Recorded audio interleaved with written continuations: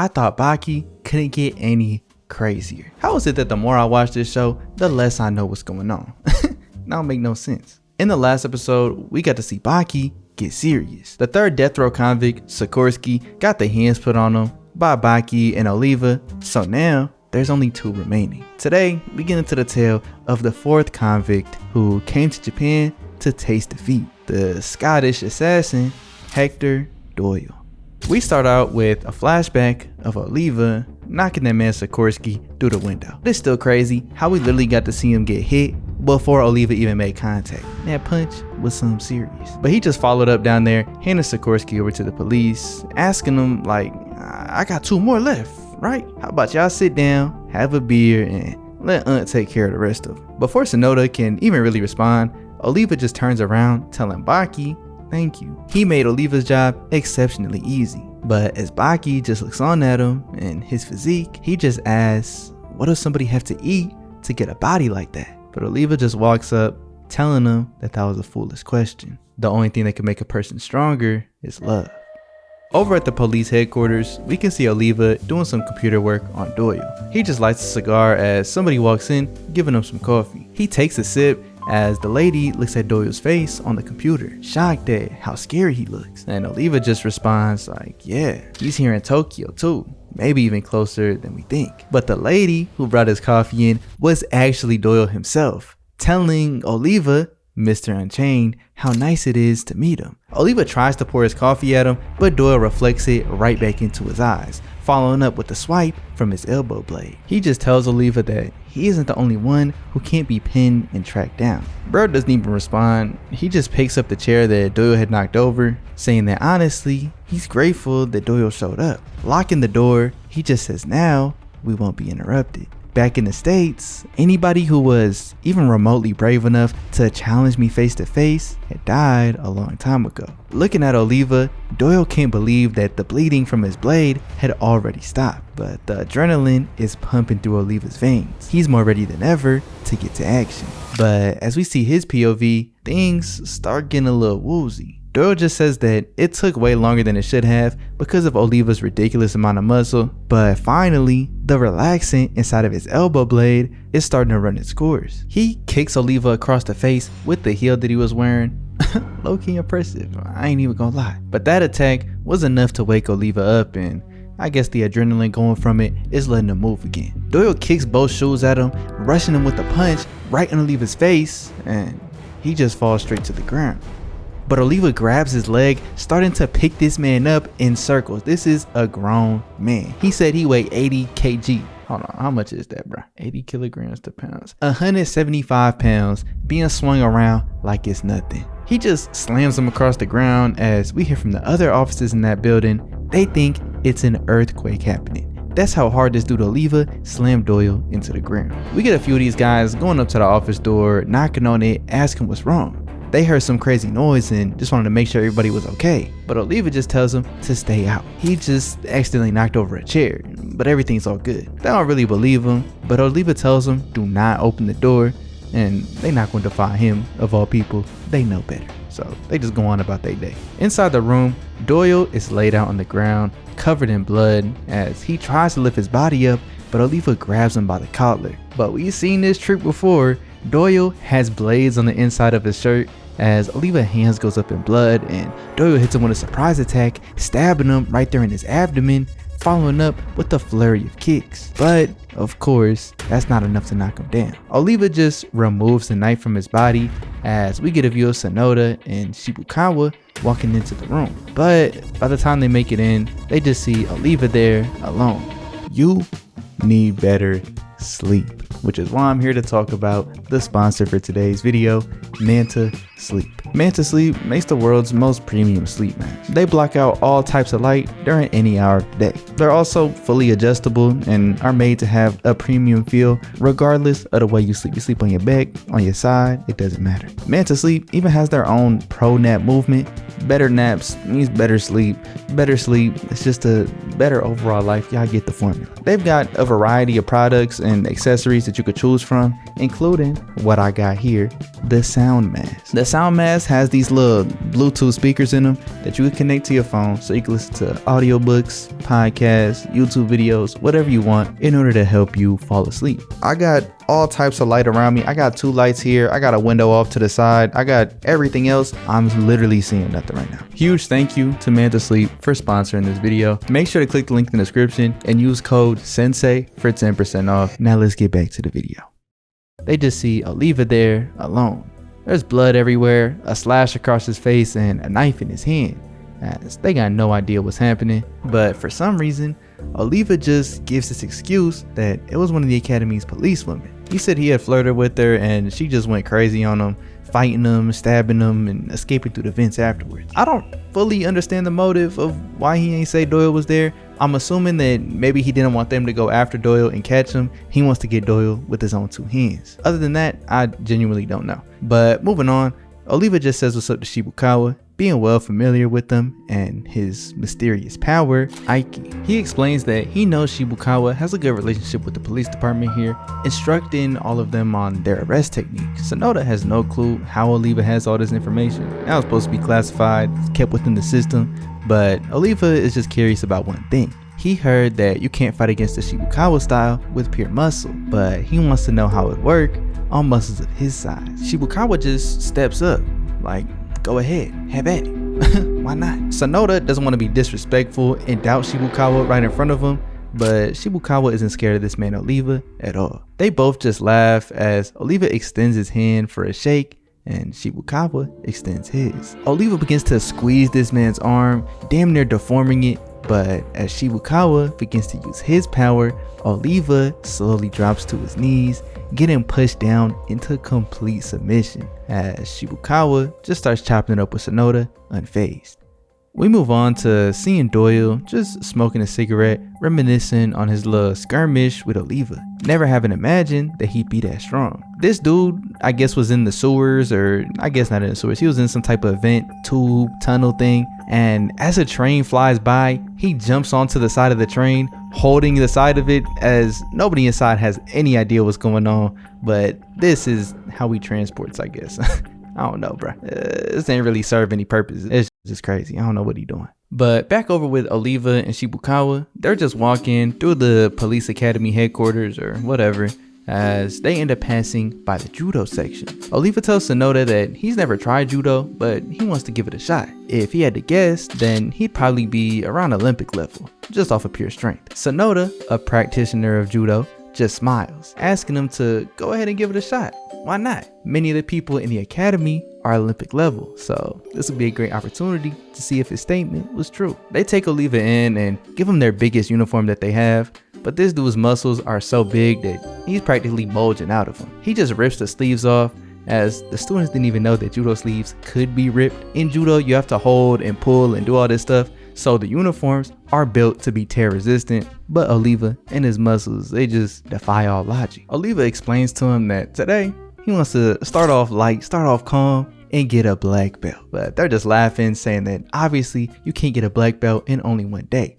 In judo, you gotta learn timing, technique, how to read your opponent, all types of stuff. You can't practice judo off of pure strength alone. Oliva just seems confused, so they offer to show him a real life example. He matches up with one of their people as he's trying to tell him how to start, but Oliva just grips this man by his shirt, flexing his muscles as with pure force alone starts overpowering this man and all of his technique and experience, shoving him to the ground like it was nothing. Dude is just laying there out of breath as Oliva looks on at everybody else, wondering if that was it. That was easy. But stepping up is the biggest dude in their gym. I'ma just call him Big T. His name is Tawayabra Big G, Big T. Sonoda calls this dude a monster. He's the giant of the police department with endless wins abroad. But Oliva grabs this man, hitting him with that same animation he hit Doyle with, spinning him in circles over and over, yelling out to Sonoda, wondering if he beats everybody in this gym, is he gonna get a black belt? Nobody can comprehend what they're seeing right now as he swings this man up into the ceiling, letting him drop into the ground. You can tell that Sonoda is hurt at this point. Oliva is just walking in, destroying his peers as something that he's passionate at, something that he put time into and believes takes a lot of skill to do. Oliva is showing that the strength is outweighing those skills. He's telling Oliva that that's not a win. Technically, the second that he let go of his opponent, he lost control. In judo, to win, you gotta put your opponent on the back. That's the basic principle. And Oliva's like, oh, my fault. Hey, Big T, let's run it back. Just hearing that, this dude is mortified, but shout out to Big T. Respect to him because he did it anyways. After getting tossed around like a rag doll, he went back in the ring with him. He steps up to Oliva, trying to perform one of his techniques, but he can't get this man to budge an inch. It feels as if he's pulling on this fully grown tree as Oliva just puts this man on his back effortlessly. Sonoda is forced to count it as an official win, and Oliva just begins to rip through every single trained judo practitioner here. It's just a sad sight for the judo scene. Dude is a monster. Shibukawa is just telling him to give this man his black belt. This is embarrassing. But Sonoda is still being stubborn. Out of nowhere, Oliva's next opponent walks up, Shibukawa, as everybody's shocked to see Master Shibukawa about to practice judo in person. Everybody stands up as a sign of respect, and Oliva knows that this is the perfect situation for him to earn his black belt. If he could beat Shibukawa, then there's no way he wouldn't be respected. Oliva just extends his hand, grabbing Shibukawa and flipping him around, but with one light step, Shibukawa breaks the grip, creating distance between the two, and Oliva is just pissed. He tells Sonoda that he gives up, and he's trying to figure out what caused the sudden change of mind, but Oliva lifts his hand, showing what Shibukawa did. There was no impact, no sound, they didn't even show it on screen. This man did all of that damage in silence. But as Oliva gave up, Shibukawa throws him his very own black belt, saying that he earned it. He's officially got a black belt endorsed by Goki Shibukawa himself. Low-key, the ultimate sign of disrespect, bruh. Humiliating your opponent and then telling them that they did a good job. We switch scenes over to seeing this man use both of his hands to pop a basketball, as three of his students throw even more balls towards him, but he slices through each and every one of them, shattering them on impact. His name is Shinogi Kosho. He's fought in the underground arena before, in that maximum tournament that happened in the original first series. Let me know if y'all want to see me watch it or in what order I should cover these series, because I know I started late, but whatever. This man's technique, called the cord cutter, can break through essentially everything. We see Katsumi giving him his respect, as all the students in the Shinshinkai headquarters show respect as well. Kosho and Katsumi are just having tea later on, as he tells them that he wants to know about their whereabouts. Of course, being the death row convicts. Katsumi is surprised that Kosho even wants to be involved in this, but bro says he feels disrespected that he wasn't included off the rip. He can admit that he was defeated at the maximum tournament, but he is way different now. At his current strength, he claims he's strong enough to take down Retsu. Turns out they have this man Doyle on strict lockdown. They know exactly where he is at all times, so they just pull up to his hotel room, telling Kosho to go crazy. Inside of the hotel room, Doyle is showcasing all of these weapons that he got implanted into his body, as we get to see who he's talking to, a man named Gary, the captain of the US Navy, and also old friend of Yujiro Hanma. Doyle gives an explanation to how he triggers these weapons to show up. They don't pop out unless he activates the switches embedded within his fingers. Doyle just showcases a punch of his, blowing Gary's hat away, and they just hear a doorbell. Of course, it's Kosho. He walks in, pushing this dude Gary to the ground, stepping up to Doyle and introducing himself. Hearing that Doyle wishes to taste defeat, Doyle starts to get up, but Kosho tells him, don't move. This isn't a match. It's his fault for letting the enemy get so close to him in the first place. Doyle proceeds to move anyways, but Kosho kicks this man, sending him flying across the room. He's just over here panting on the ground as he eventually makes it back to his feet, but Kosho is still ready to attack. He hasn't dropped his guard at all. Doyle steps up to him, quickly activating his weapon and swinging his elbow blade right towards Kosho's neck, but Kosho responds with his own strike, sending Doyle right back to the ground, telling him that if he doesn't stay down, Kosho will continuously knock him down over and over until he gives up. Over somewhere else in Japan, we get a view of Baki and Kozue. They're at this little river, skipping stones as Baki decides to address the elephant in the room. If you remember last time, Sakorski had kidnapped Kozue and she went through all this hell because of Baki, but she's not upset. And Baki is just asking why. Before he gets an answer, Hanayama steps up to them. After what happened with Kozue, Sakorski, and his dad, Hanayama just asks Baki what he really wants. Does he just want a woman? Or does he want her? If all he wants is a woman, then Hanayama can set that up for him. Baki just says if that's all he came here to say, then he should shut the hell up, as Hanayama says he gets it. If he can't say the answer in front of her, then that's fine. Baki rushes him, attacking, getting sent flying back into the lake.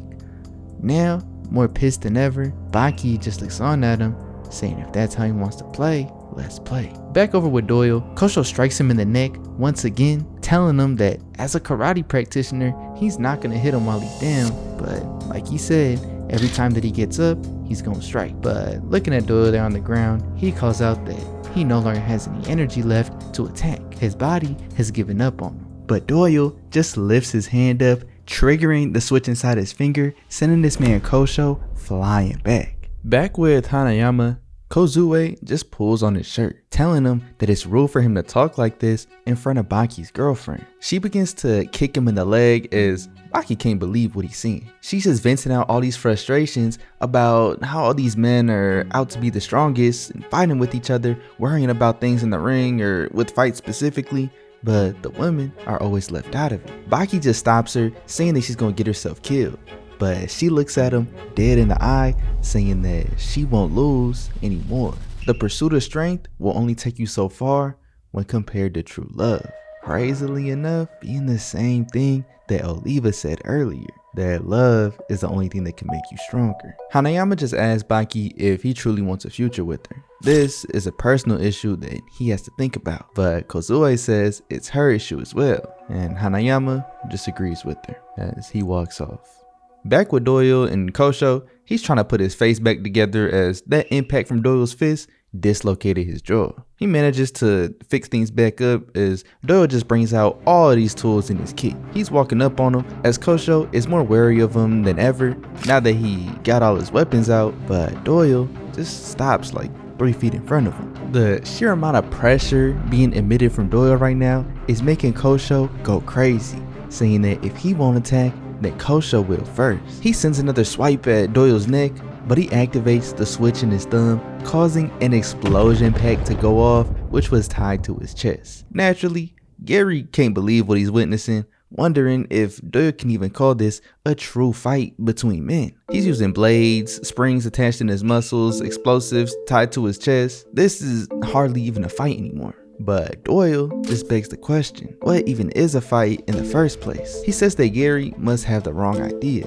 Doyle is not like one of these fighters in the underground arena, and he doesn't intend to be. He just wants to know that personally, he's the strongest. He wants to taste defeat knowing that he's used every trick in his book, but today that didn't happen. We move on to getting a view of Baki just sitting in bed thinking about what Kozue said earlier. Out of nowhere, he hears a knock on the door, and as he opens it, it's her. They just sit down as Kozue tells him she can't stop thinking about him, and Baki says the same thing. Kozue is relieved to hear it as she gets up to go ahead and make her leave. That's all she wanted to say, but Baki, too nervous to say it, just wishes that she would stay the night. We see him laying in bed as he's just repeating Kozue's name over and over. He can't get her out of his head until suddenly he smells shampoo.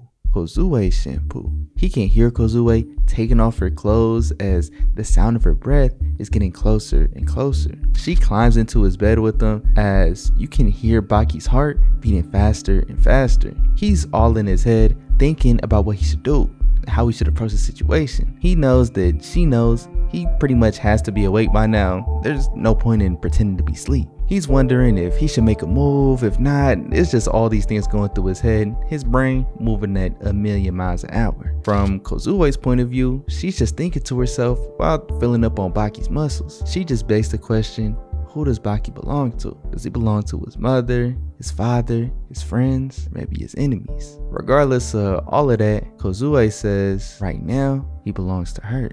Baki settles in his brain that it's time. He has to turn around and confront her. But as he does, standing behind her is his father. He instantly locks in as Kozue is about to scream, but he covers her mouth, telling Yujiro that it's in bad taste to watch your own son in action. But Yujiro's like, if squirming around all nervous while the girl makes the move is what you consider as inaction, then you got a thing or two to learn. He just tells Baki that if he's gonna do it, then do it. It's gonna make him stronger. He's just repeating it to the point where it's getting kind of crazy. He's just telling him to do it day and night, before and after meals, just all the time. And as far as Kozue, he's telling her to be a woman that Baki can't consume. I don't know why Yujiro even pulled up in the first place, but he just walks out congratulating the both of them. And as he leaves, we see Kozue is just thinking about what Yujiro said. She looks at Baki as he returns the gaze dead in her eyes, telling her that he wants to sleep with her, but not because of what his dad said, because he wants to be with her, and that's the only reason. They agree that the next time they meet, it's gonna happen.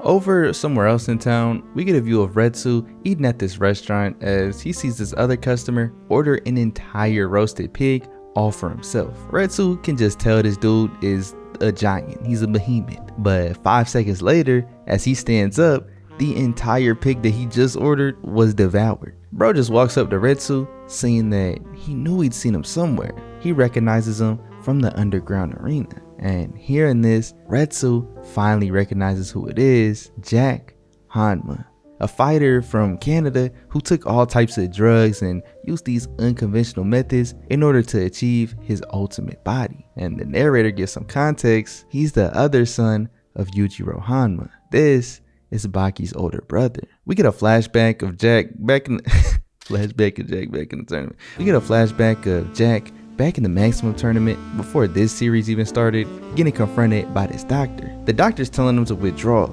It's too dangerous, but Jack just overpowers him. And we see he went to go meet with his father, and Yujiro says to go and fight Baki. Baki versus Jack is going to be the world's best sibling fight. We get a glimpse of the fight between them two, as in the end, Baki was the winner. But back to real time, Retsu can't even recognize this man. He looks completely different than before. He's trying to figure out how it's even possible he grew this much taller in his adulthood. Over at the hospital, Kosho is being looked at by this doctor. That same doctor that we just saw in the flashback with Jack, his name is Kariha, who just happens to be Kosho's older brother and one of the greatest doctors in the world. He feels bad about what happened to him, but he understands that the fight that Kosho stepped into was not a match like they're used to in the tournament. Injuries like this is just a part of the risk, and asking what he stands for. Kariha meets up with Jack as he's eating through these steaks left and right and the bones itself. This man is eating the bones off a T-bone steak. Kariha ends up giving an explanation on why Jack was able to grow so much after becoming an adult. He got an extreme bone lengthening procedure. Remember, he uses all types of unconventional methods in order to achieve his perfect body, and the taller that he got, the stronger he became. Over with Retsu, he had ended up doing a little bit of shopping at a mall as he's waiting on the elevator, but randomly he runs into Doyle. This is a real awkward interaction. Neither of them expected to bump into each other here, but Doyle just calls out that the last time they met, which was when Tokugawa had brought them all to the arena, they vowed that the next time they seen each other, they'd be fighting. But Doyle says right here probably isn't the best place to do so, but Retsu just says it'd be fine with me. They get off the elevator and Doyle's just explaining how starting things here will be a little bit vulgar, but Retsu says it'd be fine with me. They end up heading to this bar and they're having a drink as Retsu explains that he heard that Doyle used explosives against Kosho, and Doyle just asks if Retsu thinks that's cheating, but he says it'd be fine with me. Doyle just takes his last sip of his drink as he grabs a nearby candle, spitting the alcohol through it, but Retsu responds by throwing a knife directly in his eye. He just looks up to see Retsu doing the exact same thing to him, but he proceeds to grab this fire extinguisher, putting it all out. He reveals that inside of his jacket, he has all of these little knives as he begins to throw them into Doyle one by one by one. He's just putting all types of knives in this man's body. I don't even know how he's still standing at this point, but he manages to run out the bar, but Retsu chases him down. He trips him using this little rope that he had on him, pushing the knives even further into his body. Retsu walks down on Doyle, but he squirts some of the blood from one of his cuts directly into Retsu's eyes, but that doesn't faze him. Retsu just says, "You underestimate Chinese Kenpo too greatly." He grabs this rope, tying it around Doyle, stabbing one of his knives into the ground, as this dude Retsu just pulls out an entire sword out the back of his shirt. How did he keep it there? Why does he keep it there? He just starts swinging it around as Doyle tries to run, but is held down by that rope and the knife set into the cement. Retsu just chops this man up, giving him slight cuts all across his body, and Retsu puts the sword away as, now freed from the ropes that was holding him, Doyle begins to run. He can't believe that he is actually about to lose, that he's actually about to taste defeat. He just throws down this smoke bomb as Retsu walks inside, seeing that he escaped into the sewers down below. But Doyle just smiles. He only used this sewer as a distraction, deciding to flank Retsu from behind as he stabs him in the back of his neck, but he fights through it, hitting Doyle with this rush of punches and kicks, and finally Doyle drops to the floor. He admits that fighting on one eye is no good. He missed the easy vital point with his stab, but now he can't keep up with Retsu after losing this much blood. But Retsu just pulls out this pole out of his pants. Crazy place to keep it, but he connects it together and uses this little stick to fling away all the knives out of Doyle's body. Doyle just recognizes that this is defeat, but Retsu doesn't go for the kill. He's wondering why Retsu doesn't just finish him off. He only needs one more step, one more attack, and the fight is done. But Retsu says this match has already been decided. Doyle's chances of victory are 0. Doyle calls this a foolish mistake on Retsu's end. He just stands up, activating the switch in his thumb as this explosion comes out of his chest, but Retsu jumps over it, kicking him in the face, just smacking this man around with his pole as he tells Doyle that he determines the winner of this match. But before going in for the final blow, Retsu is stabbed from behind with a syringe as instantly he passes out. Doyle just sees Jack lay Retsu to the ground. He introduces himself as Doyle's new enemy, but just tells him to go home and rest. They can have some fun once he's all healed up. He tells Doyle that he can use whatever weapons he wants. Jack will just be using his bare fist. Utterly defeated, Doyle just walks off, but he hears some people behind him mugging Retsu of his wallet. Doyle, out of respect for Retsu, just walks back up saying, "I'll let you go if you drop the wallet." But these dudes are not playing around. They pull out this knife and this little taser, telling Doyle all that to go on. But of course, Doyle's not afraid. He just flips the taser on the bro as he hits the other guy's elbow so that he stabs himself with his own knife as they both run off, just scared. Doyle decides to make his leave, but hears Retsu being bothered once again by this dog. He walks up, scaring it away as he just stands watching over Retsu. The first thing in the morning, we just hear from Retsu's point of view. Not sure how to comprehend this. A criminal on death row shed his own blood in order to keep watch over him, as Doyle is just standing there in a pool of blood. Retsu doesn't care about anything else. He doesn't care that this is a criminal on death row. He doesn't care that they were just fighting to the death. He doesn't care that somebody snuck up on him and put him to sleep. The only thing that matters right now is that Doyle, on the brink of death, watched over him. That is a fact. So Retsu isn't gonna let him die. He starts running towards the Shinshinkai headquarters, knowing that there's a medical room staffed with a doctor on the first floor. He uses his rope that he had before to fling himself up over this overpass, but he runs into this motorcycle. This man Retsu just puts his fist up to the headlight as the motorcycle breaks from the very back. He just bows, apologizing, saying that they can resolve this later. He should contact them at the Shinshinkai Karate Dojo. He just runs off, continuing his journey to take Doyle and get treated, as he comes across this little body of water that he has to go over. He instantly starts running these calculations in his head, saying that it take about 700 to 800 steps, but he has no other choice. This dude Retsu starts running across the water, doing these rapid steps to the point where he's not even walking on it. He's just using the water to propel himself with the momentum of his feet hitting. I'm just playing, bro. I don't know what he's doing. I don't know how this works, but it turns out his calculations were off. He didn't properly factor in that he'd be carrying somebody else. They slowly begin to sink as he's just pushing harder and harder, just barely making it by the end, as he apologizes to the people fishing there for the disturbance, continuing to make his way on back to HQ.